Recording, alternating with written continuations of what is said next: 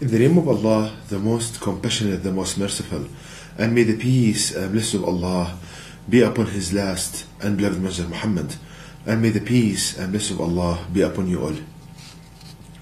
The title of this episode is The Truth Regarding Jesus, peace be upon Him, and it is the second episode in a series entitled Debating Jews and Christians. So this is the second episode entitled The Truth Regarding Jesus, peace upon Him. Now, Isa, Jesus, he's mentioned in the Quran in the last revelation of Allah God to people, and he's mentioned in the Bible. Now, the question now posed, what is the truth regarding Jesus? Now, Allah God Almighty gives us the answer in the Quran, and in this episode I will show the Quranic view on Jesus and the biblical one. Now, Allah God Almighty gives us the answer regarding the truth about Jesus in one verse in the Quran. In one verse in the Quran, Allah gives us the truth regarding Jesus, where in chapter 3, verse 59, which states, "Verily, the similitude of Isa, Jesus, sight of Allah God, is that of Adam. He created him from the soil, then said to him, be, and he was." So, from this verse we learn that Allah God Almighty guides us that to know the truth regarding Jesus, peace be upon Him, we need to understand Adam. So Jesus is like Adam, meaning that understanding Adam, peace be upon Him, leads us to the understanding of Jesus. So the example of Jesus in the sight of Allah God Almighty, the similitude of Jesus is that of Adam in the sight of Allah God Almighty. So, to understand Jesus peace upon Him and to know the truth about Him, we only need to look at Adam. Now, there's a verse which tells us further about this, which is verse number 171 of chapter 4 of the Quran, which states, "O people of the scripture, do not exceed the limits in your religion, nor say of Allah God aught but the truth. The Messiah, Isa, Jesus, son of Mary, was a messenger of Allah God and His word, which He bestowed on Mary, and a spirit from Him. So believe in Allah God and His messengers. Say not 3, cease, better for you. For Allah God is one God, glory be to Him above having a son. To Him belongs all of that in the heavens and all of that in the earth, and Allah God is all sufficient as a disposer of affairs." So here Allah God Almighty teaches us that the truth regarding Jesus, that He is a messenger of Allah, meaning that He is a messenger, human 100%, nothing more. He is a word of Allah and a spirit from Him. So again, Allah teaches us here that Jesus, peace upon Him, is a messenger of Allah, meaning that He is human 100%. He is a word of Allah and a spirit from Him. So, linking this to the previous verse, that Jesus is like Adam, peace upon Him, this means that Adam also was a messenger of Allah, meaning human 100%. He was a word of Allah and a spirit from Him, exactly like Jesus. Now, I will take each of these attributes and prove them from a scientific point of view. Now, proving that Jesus is a messenger and 100% human, the first thing to prove that Jesus, peace upon Him, was a messenger and 100% human, 100% human. Now, how to prove this from a scientific point of view? Allah gives us the answer for this and how to prove it in the Quran. The Messiah, Jesus, son of Mary, was no more than a messenger. Many were the messengers that passed away before him. His mother was a Siddiqah. She believed in the words of Allah God and His books. They both used to eat food. Look how Allah God makes the signs clear to them, yet look how they are deluded away. So here Allah God Almighty gives us the scientific proof that Jesus, peace upon Him, was 100% human and nothing more. Allah states a simple fact that Jesus, peace upon Him, and His mother Mary, they both used to eat food. They both used to eat food. And this is a historical fact that Jesus, peace upon Him, used to eat food, and His mother Mary, which means that He was dependent on food and drink to stay alive. He was dependent on something created to stay alive. So how can as many people claim that Jesus is God or Son of God, how can he be more than human? How can he be God or Son of God if he's dependent on created objects to stay alive? He's dependent on food and drink to keep alive, to stay alive. So how can he be God? Can God be dependent on something he created to stay alive? It is illogical. Again, the argument is that how can God be dependent on something created to stay alive? It is illogical. So this means that Jesus was 100% a human, nothing more. He was dependent, like you and me, on food and drink to stay alive. So he did not have godly qualities. He was not God, nor the Son of God. So you see how Allah God Almighty puts these facts in a very clear and precise way, because Allah God Almighty wants guidance for people and doesn't want their torment. Now, comparing this view on Jesus with the biblical view. Now, the biblical view, if we look at John 3:16 in the King James Version, it states, "For God so loved the world that he gave his only begotten Son, that whosoever believed in him should not perish but have everlasting life."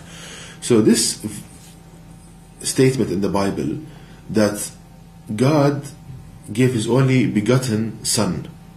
Now, begotten in English means to have sex and produce. To beget is to have sex and produce. So if somebody believes that Jesus is the Son of God, this means, the only meaning for this, that God Almighty, that he did sexual acts to produce Jesus. That is the only kind of explanation. If somebody believes that Jesus is the Son of God, the only way that this can happen is that for God to beget a child, to have sex and produce. And this is a horrible swearing to Allah God Almighty. Allah, who created the angels, created the heavens and the earth, you bring him to a state that he has sexual intercourse with a human. No matter how you sugarcoat it, no matter how you try to sugarcoat this lie, how you sugarcoat it, like it means in a higher way, it's a second, another level. No, it's if you believe that Jesus is the Son of God, the only way that this can happen is that for God Almighty to have sexual intercourse with a human. It's something horrible. It's a horrible swearing to Allah God Almighty.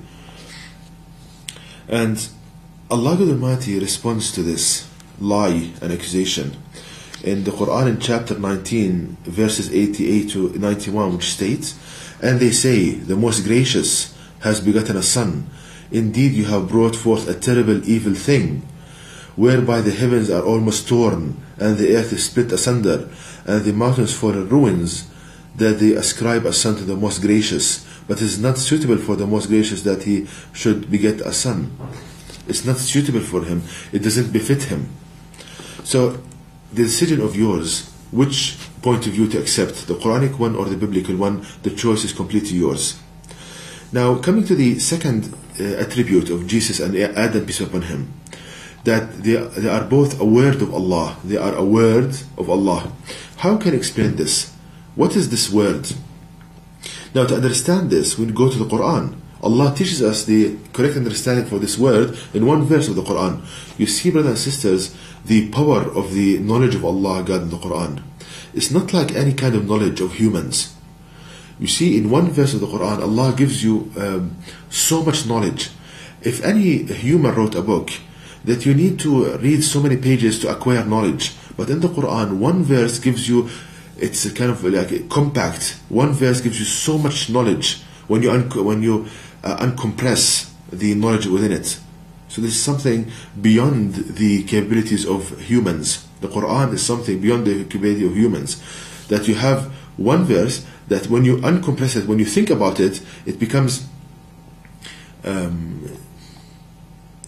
it opens up, and you see the fountains of knowledge within it. So Allah gives us the understanding for how can Jesus, peace upon him, and Adam be a word of Allah, God Almighty. In the Quran in chapter 27 verse 88, which states, "And you will see the mountains and think them solid, but they shall pass away as the passing away of the clouds. The manufacturing of Allah God, who perfected all things. Verily, He is well acquainted with what you do. So here in this Quranic verse, Allah describes creation by a process of manufacturing, the manufacturing of Allah. And if you think about this, the human body is like a big factory. You intake oxygen and glucose, sugar, they are burnt in the cells. There is a combustion that takes place in the cells, and energy is produced to create in the human body the components needed for the building of the body, of the human body. So if we think about it, your body is like a factory, as I said, and any factory, it needs words, engineering information for the fabrication, for the manufacturing of the products. Any factory needs this information.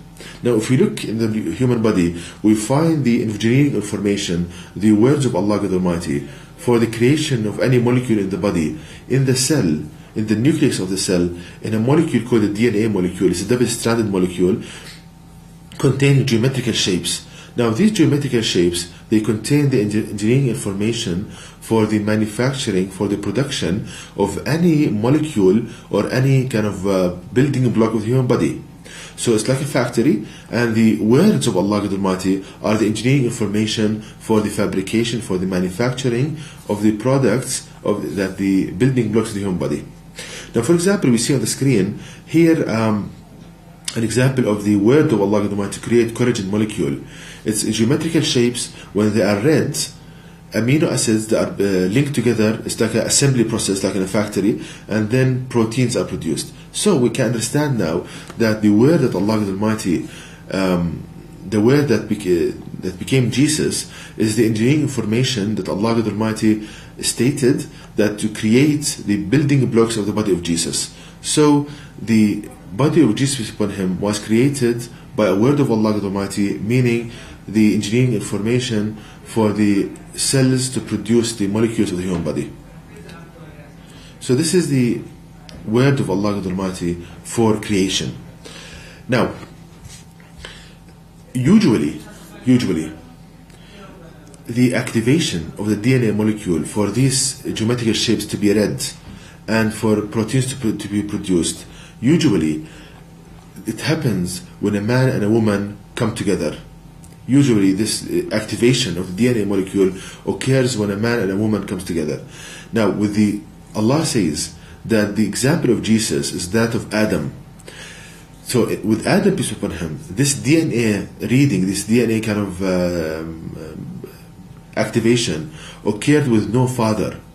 This is a fact, that the DNA activation with Adam, peace upon him, occurred with no father.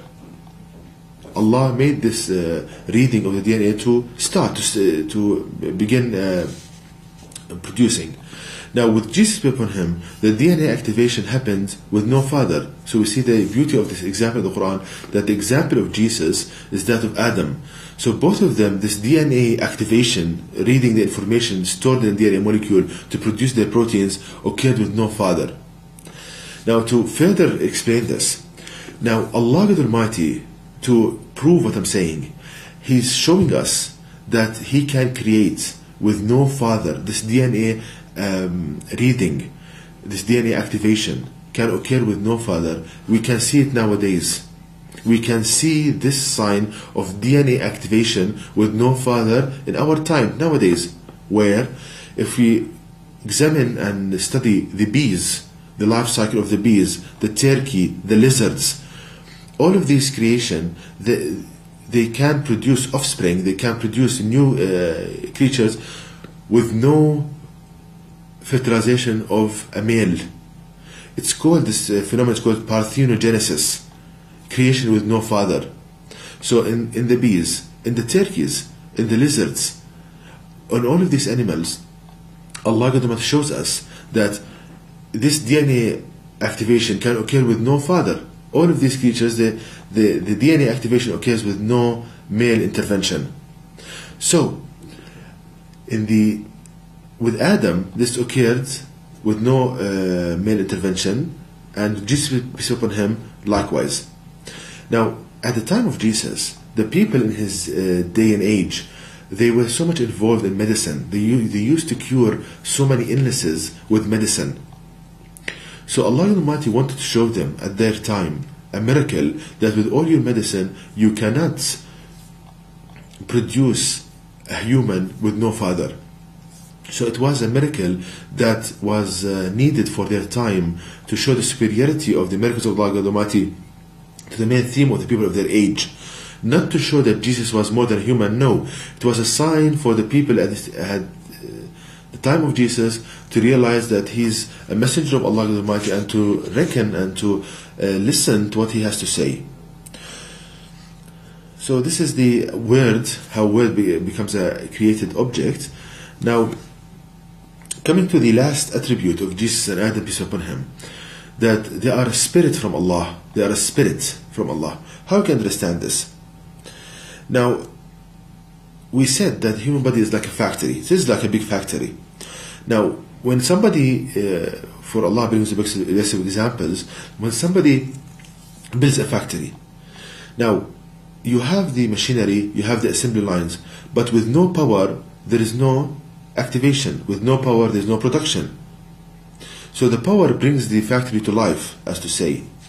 Now, the human body, if you look at the brain, for example, Allah created the brain, and it was like a structure. Then Allah Almighty put in this body energy. This energy is the soul. So the soul is an electromagnetic field that Allah Almighty integrates in the human body to activate it. And this we can find in the Quran in chapter 15, verse 29, which states, "So when I have fashioned him completely and blew into him from my soul, then fall down prostrating yourselves unto him." Here Allah describes the creation of Adam, peace upon him, that when Allah fashioned him, He created him, He assembled him. He was without life, without movement, without production, without functioning.